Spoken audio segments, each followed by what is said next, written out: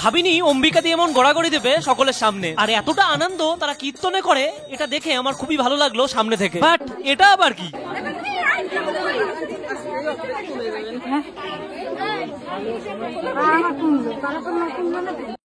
আজ ছিল অমিত দার শ্বশুর বাড়ি কীর্তনের অনুষ্ঠান, আর তোমাদের দিদি ভাইয়ের আজই ছিল ডিউটি। তারপর দুজন মিলে প্ল্যান করলাম হাতে আছে 1.5 ঘন্টা সময়, চলো ঘুরে আসি। বাই দা ওয়ে, এই গুপি ড্রেসে তোমাদের দিদি ভাইকে কেমন লাগছে অবশ্যই কমেন্ট করে জানিও। তোমরা যদি ভালো ভালো কমেন্ট করো তাহলেই তাকে আরেকটা গুপি ড্রেস আমি কিনে দেবো, কথা দিয়েছি। তারপর বাড়ি থেকে বাইকটা নিয়ে দুজন মিলে বেরিয়ে পড়লাম। আর অমিত দার শ্বশুর বাড়ি এই প্রথমবার আমি যাচ্ছি, তাই তো চলে আসলাম মিষ্টির দোকানে। এসে দেখা হয়ে গেল এক দিদি ভাইয়ের সাথে, তার নাকি দুপুরবেলা করে মন খারাপ, তাই মিষ্টি খেতে এসছে। তোমাদেরও মন খারাপ হলে মিষ্টি খাওয়ার ইচ্ছা হয় নাকি অবশ্যই কমেন্টে জানিও। মিষ্টি নিয়ে বেরিয়ে এইখানে বাইকটা রেখে চলে আসলাম অমিতদার শ্বশুর বাড়ি। আর এসেই হয়ে গেল অমিতদার ভাইয়ের সাথে দেখা। যে অমিতদার শ্বশুর বাড়ি লজ্জায় প্রবেশ করলো না, হাফ প্যান্ট পরে আছে বলে। সবচেয়ে অবাক করা বিষয় কি জানেন? অমিতদার শ্বশুর বাড়ি আমি এবং তোমাদের দিদি ভাই কেউই চিনতাম না, কিন্তু ওই যে কথাই আছে পুলিশের মাথা, ছোটবেলায় স্কুল যাওয়ার সময় এই গলি থেকে নাকি অম্বিকা দিকে তোমাদের দিদি ভাই 2-1 বার বেরোতে দেখেছে। তার পাশাপাশি কীর্তনে এক বাড়িতেই হচ্ছিল বলে সেই শব্দ শুনেই বুঝে গেছি এটা অম্বিকাদির বাড়ি। আর সামনে এই যে দেখা হয়ে গেল অম্বিকাদির মায়ের সাথে। তারপর দেখলাম সকল মানুষ মেতে উঠেছে কীর্তনের আনন্দে। তারপর দর্শন করলাম রাধা এবং কৃষ্ণের। আর এই কীর্তনটা কিন্তু বহু বছর ধরেই হয়ে আসছে। তারপর অমিতদার খোঁজ করতে আমি তো অবাক, একদিকে কানে ফোন দিয়ে কথা বলছে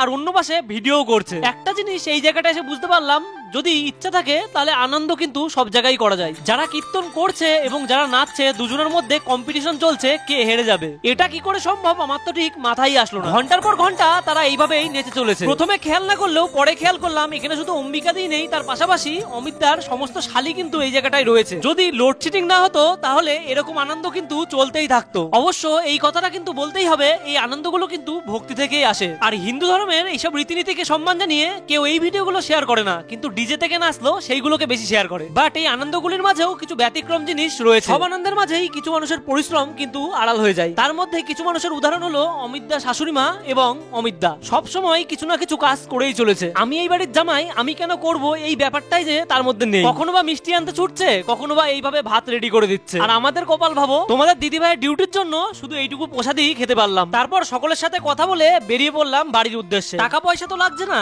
একটু কমেন্ট করে জানিও ভিডিওটা কেমন হয়েছে।